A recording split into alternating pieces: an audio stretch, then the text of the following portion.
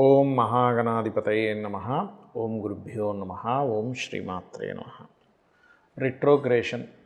Retrogression అసలు మనకి ఎప్పటి నుంచి ఉంది, దాని మూలంగా ప్రతి లగ్నానికి, ద్వాదశ లగ్నాలు లేదా లగ్నం తెలియని వారు రాశి వారికి ఎటువంటి ఫలితాలు జరగనున్నాయి, అది ముఖ్యంగా జూలై 13వ తేదీ నుంచి నవంబర్ 28వ తేదీ వరకు ఈ శని వక్ర త్యాగం అంటే వక్ర గతిలోకి వెళ్తాడు. వక్ర త్యాగం జూలై 28వ తేదీ తర్వాత వక్ర త్యాగం అవుతుంది. దీని మూలంగా ఎవరెవరికి ఇప్పుడు చూడండి, కొంతమంది ఇప్పుడు మేషం వారు ఉన్నారు, ఏలినాడు శని ప్రభావం తగ్గుతుంటుంది. అదేవిధంగా సింహం వారికి అష్టమ శని ప్రభావం తగ్గడం, ఈ ధనస్సు వారికి అర్ధాష్టమ శని ప్రభావం తగ్గడం. దానివల్ల తగ్గడం వల్ల కలిగే ఫలితాలు ఏమిటి, మీ పర్సనల్ చార్ట్లో అది ఏ భావం అయినందుకు ఎటువంటి ఫలితాలు వస్తాయి అనేటువంటి అంశాలు చెప్తుంది నేనైనప్పటికీ కూడా చెప్పిస్తుంది సాక్షాత్ లలిత అమ్మవారిగా భావిస్తూ ఒక్కొక్కటిగా తెలుసుకుందాం. ధనస్సు లగ్నము, ధనస్సు రాశి 4వ స్థానంలో చతుర్థ భావంలో ఉన్నటువంటి శని భగవానుడు వక్రిస్తున్నాడు.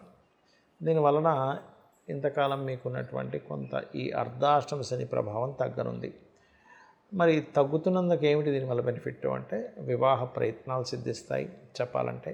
కాకపోతే ఈ శని వక్రిస్తున్నందుకు కొంతవరకు ప్రయత్నం కూడా కాస్త ఇప్పటికే మీకు 3లో రాహు ఉన్నందుకు అది కొంతవరకు ప్రయత్నాన్ని యాక్టివ్ చేస్తూ ఉంటుంది. అంటే మనం ఏదైనా సరే ధైర్యంగా ప్రయత్నం చేయడానికి అనుకూలంగా ఉంది. ఈ అనుకూలతకి శని కూడా అనుకూలిస్తున్నందుకు కొంచెం ఎఫర్ట్స్ పెట్టడం వల్ల పనులు అవ్వడం.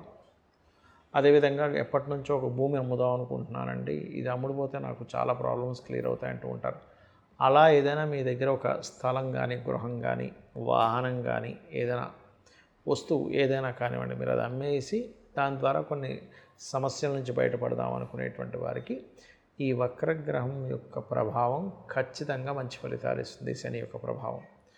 అలాగే మరొక విషయం ఏంటంటే, ఇక్కడ 9వ స్థానంలో కుజుడు కేతు ఉండి దాని మీద దృష్టి కూడా పడుతుంది. కాబట్టి 28 జూలై వరకు లాంగ్ జర్నీస్ చేసేటువంటి విషయాల పట్ల కాస్త జాగ్రత్తగా ఉండండి. 28 జూలై తర్వాత ఎప్పుడైతే 45 రోజుల పాటు కన్యారాశిలో ఉంటాడో కుజుడు, అప్పుడు ఏంటంటే కాస్త మీరు ఉద్యోగ సంబంధించిన విషయంలో తొందరపాటు నిర్ణయాలు పనికిరావు.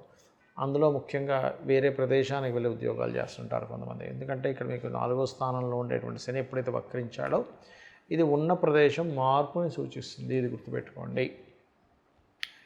అలాగే మరొక విషయం ఏంటంటే, ఇక్కడ ఈ ఉన్న ప్రదేశం మార్పు ఒకటే అన్నట్టు కాకుండా ప్రధానంగా ఇక్కడ ఈ కుజుడు ఎప్పుడైతే 10వ స్థానంలో ఉంటాడో కాస్త చేస్తున్నటువంటి ఉద్యోగంలో కొంతవరకు స్ట్రెస్, ఉద్యోగంలో మార్పులు, ఉద్యోగంలో అనవసరమైన గొడవలు ఇట్లాంటివి ఇస్తూ ఉంటుంది. కాబట్టి ఈ విషయంలో ఎక్కువ గొడవలు వస్తున్నాయి అనుకునేటప్పుడు గోవుకి బెల్లము, క్యారెట్స్ తినిపించండి. దానివల్ల ఎటువంటి ఇబ్బంది కలగకుండా సాఫీగా సాగుతుంది. ఇక్కడ ఈ వక్రత్యాగం, వక్రగతి వల్ల ఎటువంటి ఫలితాలు వస్తాయి దేశకాల సంబంధంగా చూసుకుంటే, ఇప్పుడు ఏదైతే రకరకాల యుద్ధాలని, రకరకాల ఇబ్బందులు ఏవైతే పడుతున్నారో, జన నష్టం ఎంతైతే జరుగుతుందో ఈ వక్రత్వం వల్ల జన నష్టం కొంత తగ్గుతుంది, గుర్తుపెట్టుకోండి, కొంతవరకు తగ్గుతుంది. బట్ ఇక్కడ ఏంటంటే శని ఎంత మీకు గురువు రాశుల్లోంచి వక్రించినా కొంత ఇస్తూ ఉంటాడు జీవరాశులైనటువంటి దానివల్ల.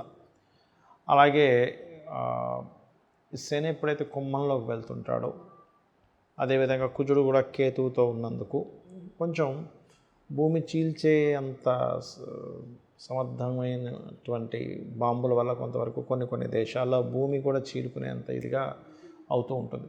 ఇది పర్టికులర్గా మనకి కుజుడు సింహంలో ఉన్నప్పుడు కానివ్వండి, దాని తర్వాత వృశ్చికంలోకి అంటే ఈ ప్రభావం పడటం వల్ల, దీనివల్ల కొంతవరకు ఈ వక్రగతి వల్ల కుజుడు కూడా తర్వాత మనకి సింహం నుంచి మారడం వల్ల మనకి హైదరాబాద్ లాంటి ప్రదేశాల్లో కొంతవరకు ఈ భూ సంబంధించినటువంటివి పెరుగుదల కూడా ఉంటుందండి, గుర్తుపెట్టుకోండి.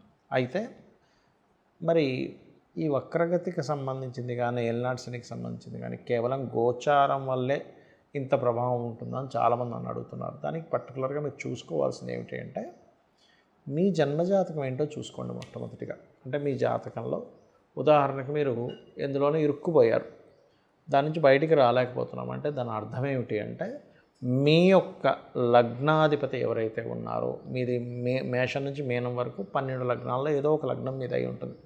ఆ లగ్నాధిపతి ఎక్కడైనా స్ట్రక్కింగ్ యోగాలో ఉన్నాడా చెక్ చేసుకోవాలి. స్ట్రక్కింగ్ యోగాలో ఉన్నప్పుడు ఇప్పుడు చూడండి, చిన్న ఎగ్జాంపుల్, ఇప్పుడు మనకి జలుబు చేసింది, ముక్కు బ్లాకేజ్ అయింది, విక్స్ ఇన్హేలర్ కానీ లేకపోతే ఇంకేదైనా ఆవిరి పట్టడం వల్ల అది క్లియర్ చేసుకుంటాం. అలాగే ఏ గ్రహం ద్వారా స్ట్రక్ అయిందో ఆ గ్రహానికి సంబంధించిన దానం ఇవ్వడము, లేనట్లయితే ఆ దేవత ఆరాధన చేయడం ద్వారా అది క్లియర్ చేసుకోవచ్చు. ఇదేదో భయపడి ఏదో అయిపోతుందని దానికోసం కాదు జ్యోతిషశాస్త్రం ఉన్నది. అలాగే చాలామంది ఎంతో కష్టపడుతున్నా ఇప్పుడు గోచారంలో ధనస్థానం మీద ఇలా ఉందండి అంటే అది ఒక 10-15% దాని ప్రభావం. కొన్నిసార్లు అయితే మరీ తక్కువ కూడా ఉంటుంది కొంతమంది ధనయోగాల వల్ల.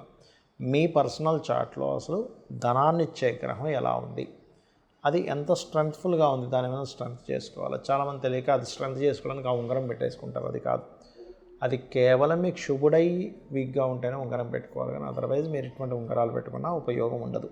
స్ట్రెంగ్త్ చేసుకోవడానికి కొన్నిసార్లు నామస్మరణ, అదేవిధంగా ఓం సంపత్కరీ సమారూఢ సింధుర వ్రజ సేవితాయ నమః, లేదా ఓం ధర్మాధ్యక్ష ధనాధ్యక్ష ధనధాన్య వివర్ధనీయ నమః, ఈ రకంగా చేసుకుంటూ ఉండాలి. కొంతమంది అప్పుల్లో ఇరుక్కుపోతారు, అలాంటప్పుడు ఓం అపర్ణాయ నమః. అది పర్టికులర్ పీరియడ్ ఉంటుంది.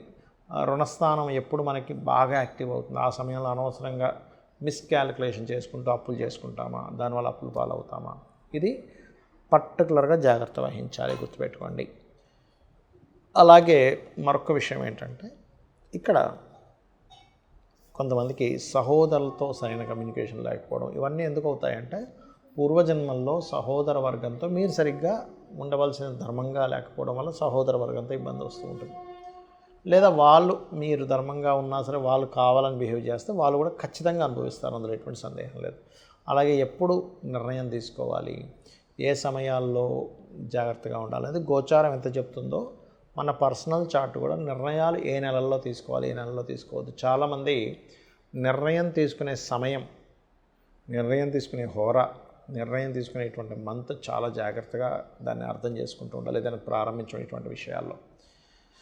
అలాగే మరొక విషయం ఏంటంటే, ఇక్కడ సంతాన అభివృద్ధికి ఏం చేయాలి, సంతానం కలగట్లేదంటే ఏం చేయాలి. ఇంకోటి ఏంటంటే వ్యాపారాలు, చాలామంది వ్యాపారం ప్రారంభిస్తారు కానీ వాళ్ళకి ఎందులో కలిసి వస్తుంది అనేటువంటిది చూసుకోరు.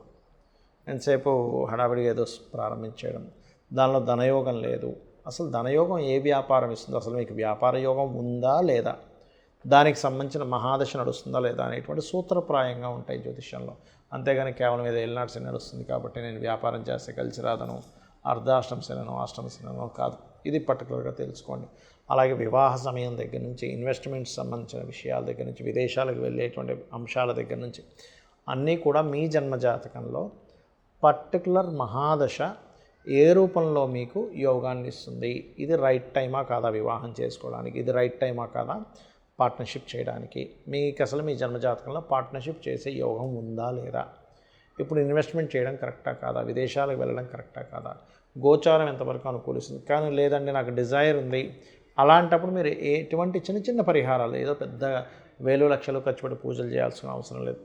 చిన్న నామస్మరణ రోజు కూర్చొని ఒక అరగంట 40 నిమిషాలు కూర్చొని చేయడం వల్ల అది మీకు బలాన్ని ఇస్తుంది. మీకు ఆ సిచ్యువేషన్ హ్యాండిల్ చేసేటువంటి శక్తిని అమ్మవారు ఇస్తుంది.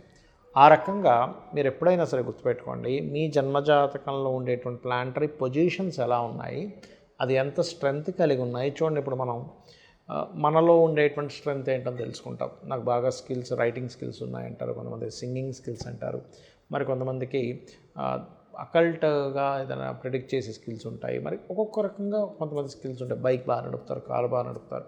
అది ఎలాగో మీ పర్సనల్ చార్ట్లో కూడా మీ జాతక చక్రంలో ఉండేటువంటి గ్రహాలు ఎలా ఉన్నాయనేటువంటిది చూసుకోవాలి. ఆ రకంగా ఆ బలాన్ని